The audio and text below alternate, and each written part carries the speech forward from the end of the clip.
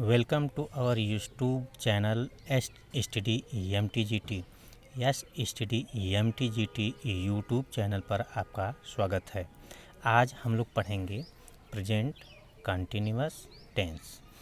पिछले वीडियो में हमने आपको प्रेजेंट इंडेफिनिट टेंस के बारे में पढ़ाया था, हम लोग पढ़े थे।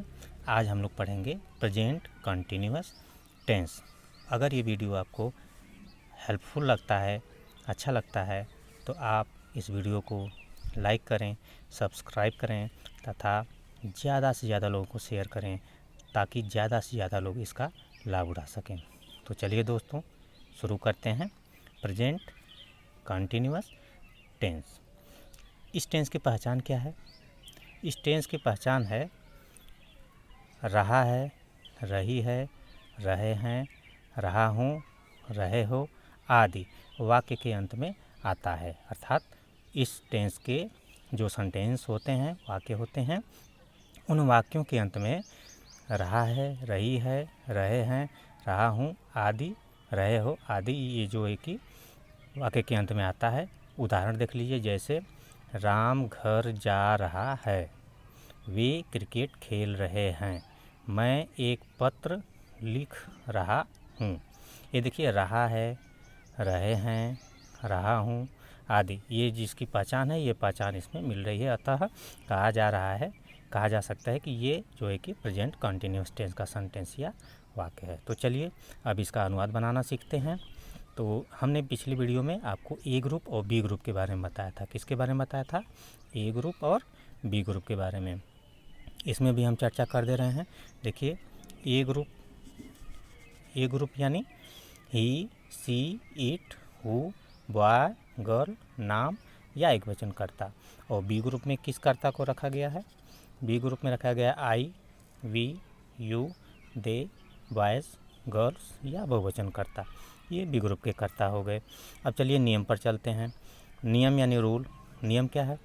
सबसे पहले हम अफर्मेटिव सेंटेंस, पॉजिटिव सेंटेंस या सिंपल सेंटेंस यानी साधारण वाक्य, तीनों का मतलब एक ही होता है।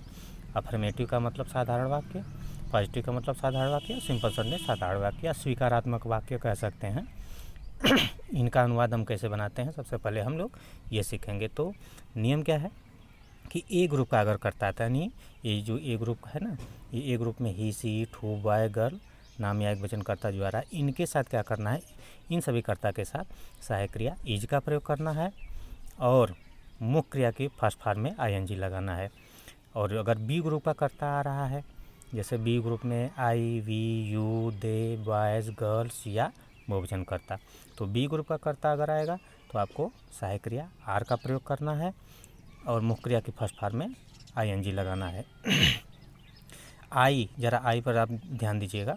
आई बी ग्रुप में हमने रखा है, तो आई के साथ एम का प्रयोग होता है, इसलिए आपको अलग से हम बता दे रहे हैं कि आई के साथ एम का प्रयोग करना है, हालांकि बी ग्रुप में है, इसलिए आप इसको ध्यान दीजिएगा।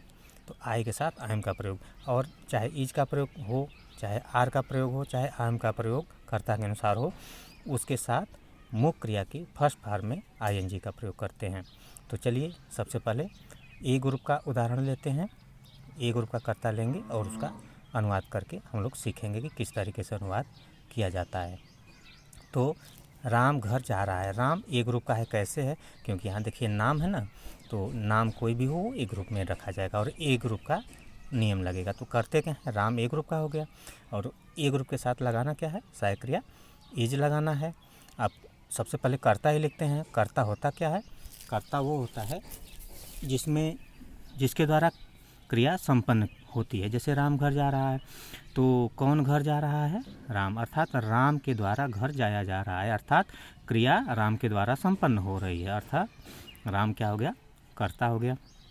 इसलिए सबसे पहले कर्ता लिखा जाएगा। ये देखिए, हमने पिछले वीडियो में बताया था कि सबसे पहले जब हिंदी से अंग्रेजी में अनुवाद करते हैं तो सबसे पहले कर्ता लिखते हैं, इसके बाद सहायक क्रिया लिखते हैं, इसके बाद मुख्य क्रिया लिखते हैं, इसके बाद कर्म लिखते हैं। तो सबसे पहले कर्ता हमने लिख लिया राम, इसके बाद इसके साथ कौन सी सहायक क्रिया लगाना है? क्योंकि ये ए ग्रुप में है, इसलिए ए ग्रुप के साथ इज लगाना है। तो चलिए राम के साथ हमने क्या लगा दिया?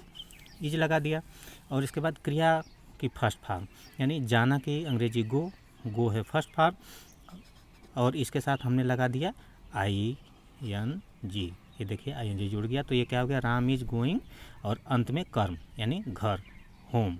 तो ये हो गया कर्ता, ये हो गया सहायक क्रिया, ये हो गया मुख्य क्रिया जिसमें कि ING जुड़ा है, और ये हो गया कर्म। तो कर्ता, सहायक क्रिया, मुख्य क्रिया, कर्म, ये आपका सेंटेंस हो गया। अंत में फुल स्टॉप लगा दीजिए। तो सबसे पहले राम, फिर सहायक क्रिया, मुख्य क्रिया की फर्स्ट फॉर्म में ING और कर्म, Ram is going home.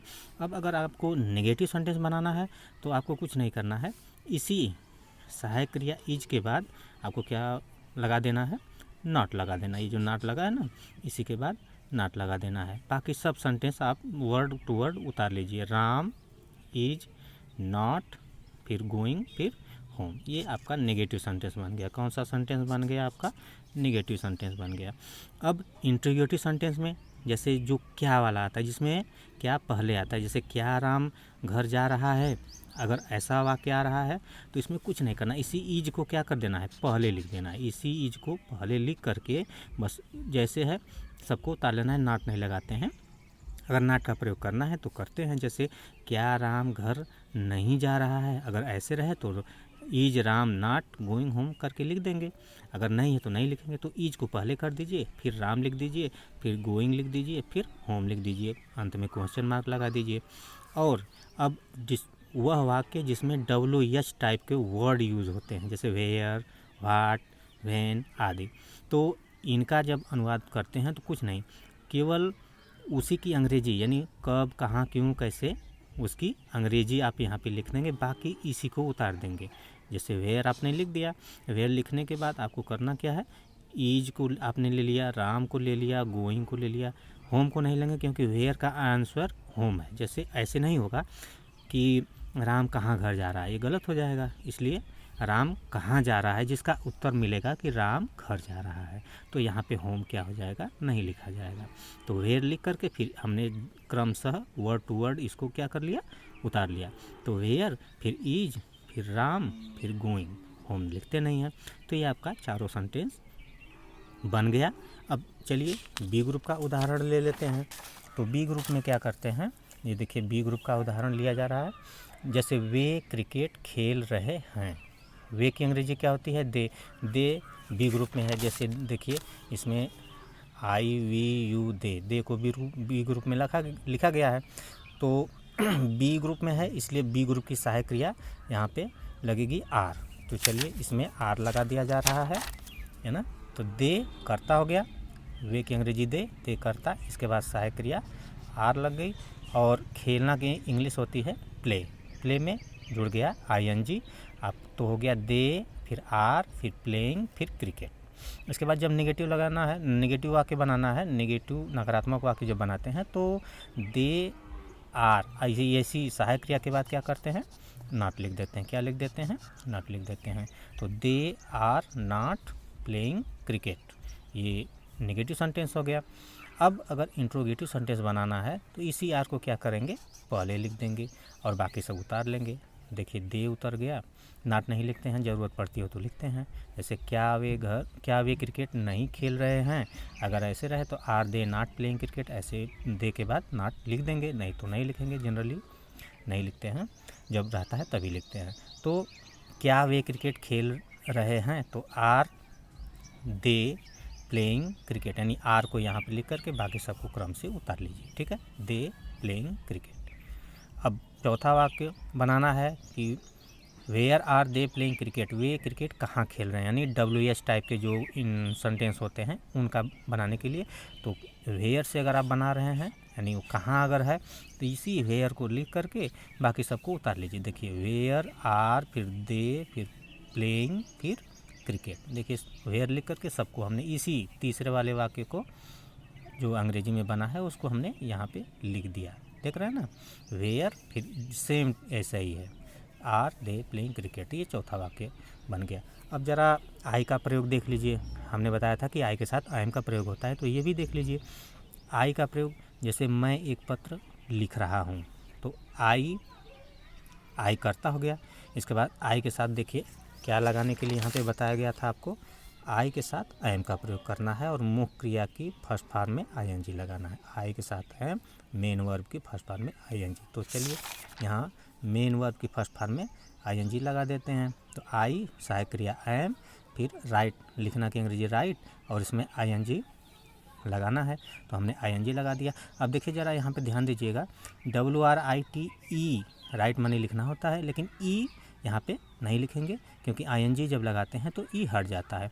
ING क्रिया के फर्स्ट फॉर्म में आईएनजी लगाने के लिए कैसे लगाते हैं तो इसका वीडियो हम एक बना करके आपको पोस्ट करेंगे, तो आप उसको देखिएगा और उससे आपको काफ़ी समझ में आएगा।